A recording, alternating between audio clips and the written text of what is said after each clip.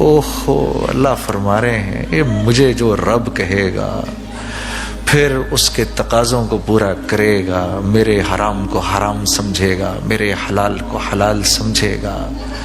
ہاں بچے آتے ہیں نا کبھی کبھار، مجھے یاد ہے میں یہ میوزک چھوڑ رہا تھا، میں جب بھی اس واقعے کو یاد کرتا ہوں مجھے یہ قرآن کی آیت یاد آتی ہے، جب اس قرآن کی آیت کو پڑھتا ہوں وہ واقعہ یاد آتا ہے۔ میں نیا نیا میوزک چھوڑ رہا تھا، ہاں تو بڑا سخت حال میرے اوپر آیا ہوا تھا، اور کانٹریکٹس تھے میرے، اور میں لٹیگیشنز میں سے گزر رہا تھا، کیونکہ جن کے ساتھ میں نے کانٹریکٹس کیے ہوئے تھے وہ انسسٹ کر رہے تھے میں کانٹریکٹس پورے کروں۔ پھر میں نے داڑھی رکھ لی تھی، تھوڑی تھوڑی میری داڑھی آ گئی تھی، کافی بلکہ آ گئی تھی، تو ان کی یہ تھی کہ نہیں ہم کو تو اس طرح نہیں کرنا، ہم نے تو پاپ سنگر کے ساتھ کیا ہے کانٹریکٹ۔ تو میں کہ جی مشکل میں پھنسا، روز مرتا تھا، روز جیتا تھا، ایک ایک قدم میرا منو بھاری ہوا ہوا تھا اس وقت، بس خدا کی قسم اللہ کی ذات کے سوا کوئی نہیں تھا میرے پاس اس وقت۔ تو میں سمجھ نہیں آتی تھی کیا کروں، روز کٹنا روز مرنا۔ ظہر کی نماز پڑھ کے سلام پھیرا تو میرے اس طرف ایک بزرگ بیٹھے ہوئے تھے، سفید داڑھی ان کی، وہ آج بھی مسجد میں آتے ہیں، میں ملتا ہوں ان سے۔ تو مجھے کہنے لگے کہ بھائی جنید السلام علیکم۔ وعلیکم السلام، کیسے؟ ٹھیک ٹھاک ہی۔ کہنے لگے سنو میرے بیٹے کی شادی ہے۔ میں نے کہا حضرت مبارک ہو، آپ بلائیں گے تو آؤں گا۔ تو کہنے لگے نہیں ہاں وہ تو آؤ گے، ایک بات کہنی ہے تمہیں۔ میں نے کہا ضرور کہیں۔ تھوڑا سا پاز کیا، پھر کہنے لگے دیکھو میرا بیٹا کہہ رہا تھا کہ جنید جمشید آپ کی مسجد میں نماز پڑھتے ہیں، تو اگر ہو سکے تو اس سے کہیں کہ جو میرا ہمارے گھر میں جو مہندی کا فنکشن ہے وہ کر دے وہ۔ ہوئے ہوئے ہوئے ہوئے، بڑی زور کی لگی مجھے یار، بڑی زور کی لگی، ایسا لگا کہ جیسے یہاں سے دیا انہوں نے چھرا میرے اندر اور ادھر سے نکال دیا۔ ارے کم از کم چل تو نہ بول، اتنی بڑی تیری چٹی داڑھی، میں روز تیرے ساتھ نماز پڑھتا ہوں۔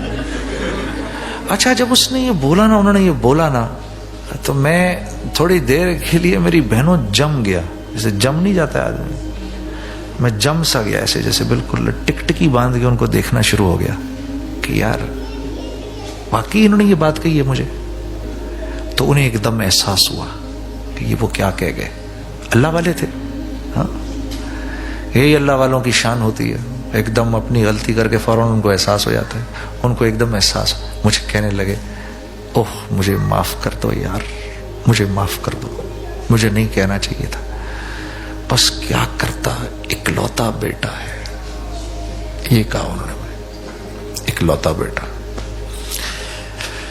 تو میں نے ان کی شرمندگی مٹانے کے لیے کہ وہ شرمندہ نہ ہوں، میں نے کہا اچھا حضرت، وہ تبلیغ والوں کا جو مشہور و معروف مقولہ، اس کا مطلب ہے اسی کدی نہیں کرنا اس کا منو، کہ میں جی مشورہ کرتا ہوں۔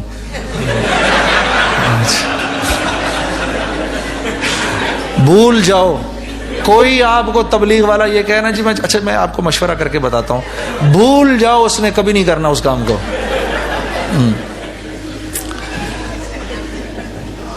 تو یعنی وہ بھی جانتے تھے کہ میں، اس کا مطلب یہ میں نے نہیں کرنا، لیکن وہ یہ جانتے تھے اس نے میری سبکی کو بچا لیا، اس نے مجھے شرمندہ نہیں کیا، اس کہا ہاں مشورہ کر لیں۔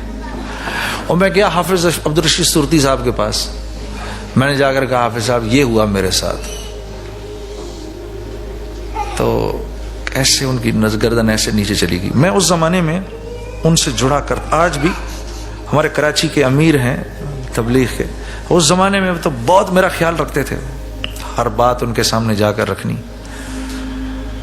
تو ایسے نظریں نیچے، ایسے سر نیچے چلا گیا، یوں جو سر اٹھایا تھا موٹے موٹے آنسو آنکھوں سے ٹپ ٹپ ٹپ، پھر ایک دم جلال میں آ گئے۔ تو میرا دل کرتا ہے کبھی کسی ایسے باپ سے بھی تو ملوں جو بیٹے کو یہ کہے کہ بیٹا میں جانتا ہوں یہ تیری خواہش ہے، لیکن میں کیا کروں کہ اللہ اور اس کے رسول کا حکم نہیں ہے۔ کہتے ہیں میں کب ملوں گا کسی ایسے باپ سے؟ تو یہ ہے ان الذین قالوا ربنا اللہ ثم استقاموا، جم بھی گیا، بیٹا میں نہیں کر سکتا، اللہ کی طرف سے اجازت نہیں ہے، میں نہیں کر سکتا، بس